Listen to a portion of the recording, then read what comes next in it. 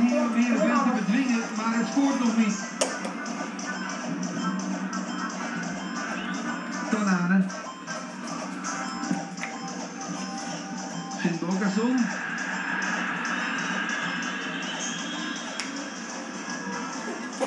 Kunst. Juricic. Had hem kunnen zijn. Had hem vanuit Heerenveen-perspectief waarschijnlijk moeten zijn. Martens. Ja, Maher en de redding van Noordveld.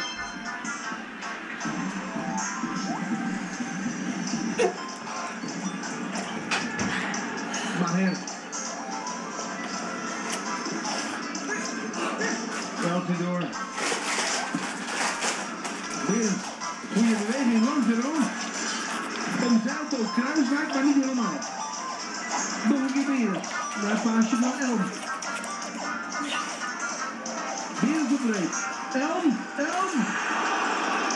zou hij graag gedaan hebben. Scoren tegen zijn oude club. Ik blijf vast. Kom maar op. Strooit met pasen.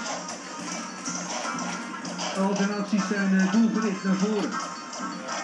En dit is een goede avond met Viergever. Viergever opeens oog in oog met Noordveld. Kom maar op, ik ga even.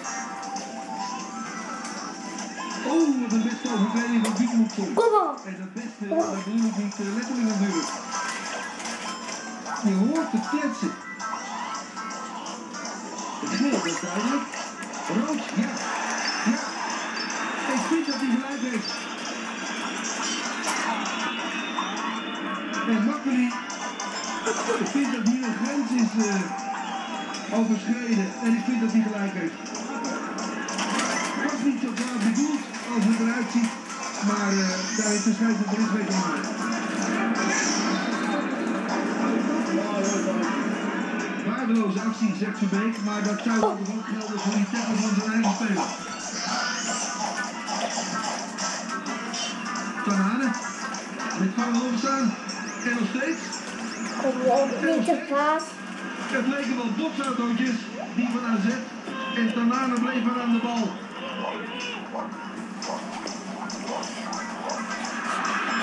Rossheuvel, de laatste stuiptrekking van deze wedstrijd in Alkmaar. Maher. Kom op. Rossheuvel, Maher. AZ heeft ook geen heel veel meer tijd. Dat zijn de laatste seconden die tikken. En dan moet deze wedstrijd herstellen zonder doelpunten. Maar de wedstrijd was zo onderhouden dat je die doelpunten eigenlijk als neutrale kijker dan toch niet hebt gemist. Nee, goede wedstrijd, maar 0-0. Marco van Basten was na afloop prikkelleger van niet, maar toch tevreden. Zijn collega Gert van Beek zeker niet. Is het gelukt?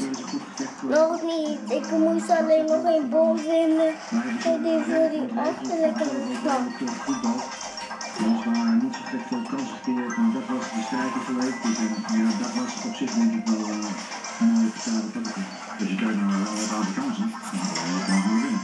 Maar ik vind niet dat wij heel erg goed gevoel hebben. Maar staat op de kansen gecreëerd. En wat me het meest gerust was dat we nou de eerste 25 minuten heel de tempo gaan vertuigen. En dat we van de wedstrijd denk ik een bal te lat laat. Ja, eigenlijk doen we ons zelf kort. Ik heb hem zo kwart gemaakt dat hij uit de dak gaat. Hoe hoorde je langs de kant zoeken? Dat was een waardeloze actie. Was dat gericht aan je speler of aan je scheidsrechter? Oh, ik had hem bijna. Ik had alleen nog één bommetje moeten pakken. Mama, mag ik nu level 1?